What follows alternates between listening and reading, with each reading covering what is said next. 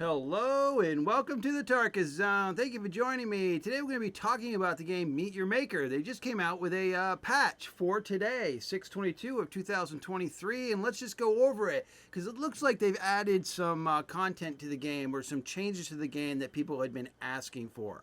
So on the 27th, they're going to be a big update release, a major patch update with features. This major patch update is with features balancing changes, quality of life update, bug fixes, and more. And they wanted to do it before the 27th when they're going to be dropping the Dead Shores information.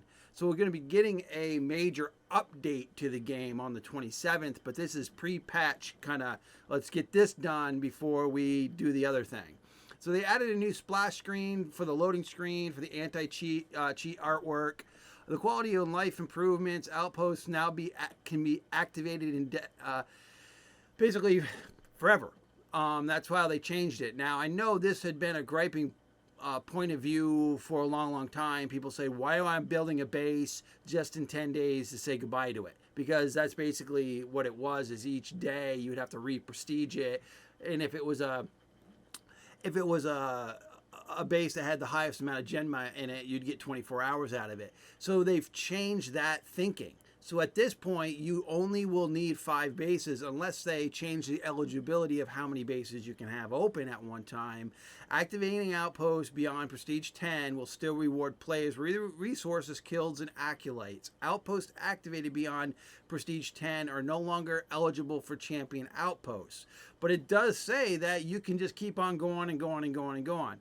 Now, tutorial 2, raid and outpost has been improved for to better teach grappling hook and Forsaken Tomb mechanics. So that's the tutorial part of the game, which most of your raiders that are familiar with the game already got that under their belt. But if you're thinking about getting the game and you haven't, then that will help you with understanding the mechanics of that while you go through the tutorial. New release content will now be flagged with an exclamation point, notifying the players to easily identify the content.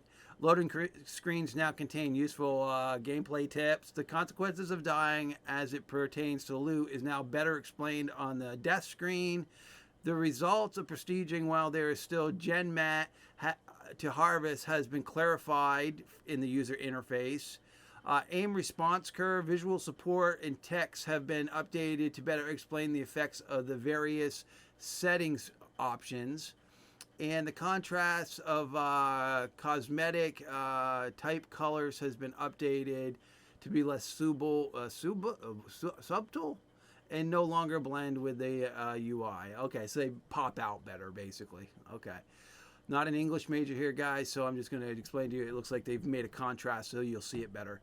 Syntite and parts balancing. We've added guaranteed syntite and parts rewards to rating to create a more dependable source of the resources and currency.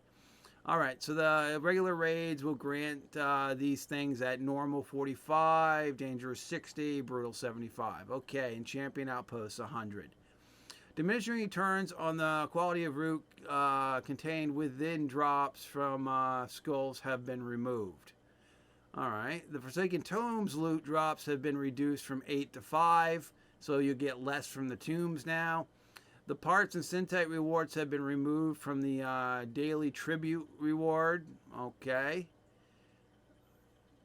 Yep. The spoils of war parts boost effects. The costs have been reduced.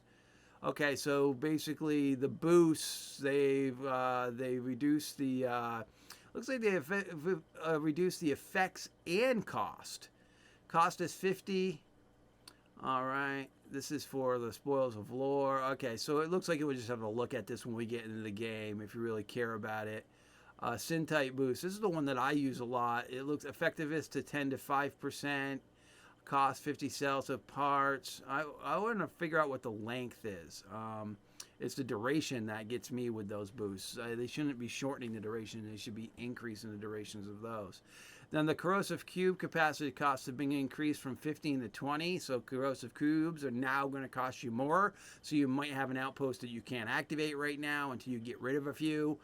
The Plasma Sentinel capacity cost has been increased from 50 to 70, and that's going to chap some people. But then again, you're going to have probably a outpost that you can't activate because that's quite a bit of that's a huge change, 50 to 70.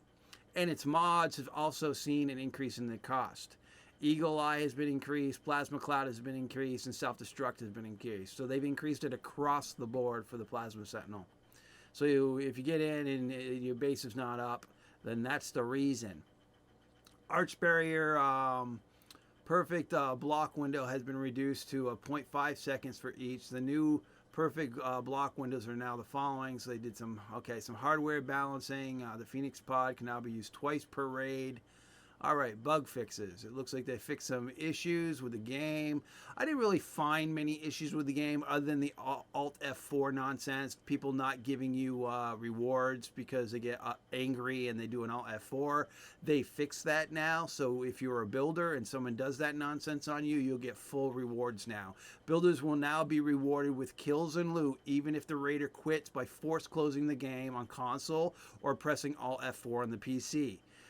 Fixed an issue where buttons are not disabled in the blurred background of the building inventory. Fixed an issue where outpost capacities did not update in co-op buildings. Fixed an issue where there would occasionally be no gap between the incinerator trap range preview and the other objects.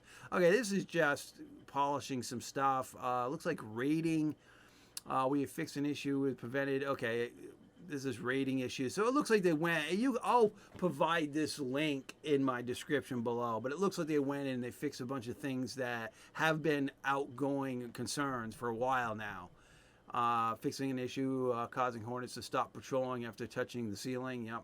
All those nice little things that people had been complaining about. It looks like they put some polishing fixes on. We fixed an issue where the command setting and replay station notifies take more than 1 minute to appear. Yeah, that was just a lag issue for reappearing on the board. All right, performance and stability. It looks like they've done that. They've done some fixes with that. The UI and loadouts, miscellaneous stuff. Okay, and that's not all. As of June 23rd, we'll see a release of Sector 1 Dead Shore in all its glory with new content such as a brand new outpost environment, custodian, trap, guard, weapon, new deco packs, new cosmetic collections, as well as a ranking changes. New content releasing on the 27th. New environment Dead Shore, a rainy seaside outpost, new trap, sentry beam, a sentry beam that tracks the target before firing a laser, new guard Ravager. The Ravager is an aggressive sub-clone which fires bolts that spread out. New weapon, a cannon that fires a reasonable explosion shell, a reusable explosive shell that can deal massive damage to traps, flesh, and armor. New suit, suit that enhances the effect of a defensive weaponry. New deco pack, salt worm design from the cost, featuring 2 building blocks, 2 props, and 1 animated prop, and 8 decals. That's going to be neat. I'll be doing a video on all of this when the 27th comes around. New deco pack, light ends, the styling of traditional lighthouse, featuring 2 building blocks, 2 props, and 1 animated prop, and 8 decals. So they're really adding some decal and cosmetics for this patch. It's going to be this update, I should say, downloadable content. All right, the new sector ranking system will begin. The Sector 0 ranking rewards will be available to players who participate in Season 0. The following cosmetics and decals will be rewarded based on the rank tier. Gold or higher, Warlords, Ironside Cosmetic. Silver or higher, you get Fury. Okay, so it's just, and then if you're below that, you get 0. You get nothing. If you're below silver or lower, you get nothing. You get no decal. So you'll have to just work on that, I guess. Try to get up there in the ranking system. Balancing changes releasing on the 27th. Ranking balancing. They're going to improve the points on how they do the ranking. All right, you can read this for yourself, but pretty much it looks like they've put some thought into all the things that people have been concerned about. been telling them this is what we want. We don't understand why it hasn't been fixed yet, and now they have fixed it. Especially the outpost being able to go on forever. As long as you've got the pay your dues kind of thing, as long as you've got the way to pay for it, you should have your outpost going on forever. But that, that kind of makes the game a little stale too, for those people who are just using the same 5 outposts over and over. I would have liked to seen you be able to activate more than 5, especially with the fact that you could have a few open. So I would have hoped that they would have, updated to like 8 or 10 active outposts at a time. That adds a little bit more freshness to it. But then again, they might add so much cost to upgrading them after 10 that it might not be feasible for people to do it. If it costs you 4,000 Centite to update it for one day, it might not be practical for you to keep it running after Prestige 10. We'll just have to see about that once we get into the game. But I will do a video on the next update that's coming out on the 27th, and I might do a video on some of the stuff within the game that this addresses later on today. But I just wanted to show you this, and then I'm going to provide the link in the description below. All right, well, thank you for joining me, and this has been the Tarkus Zone.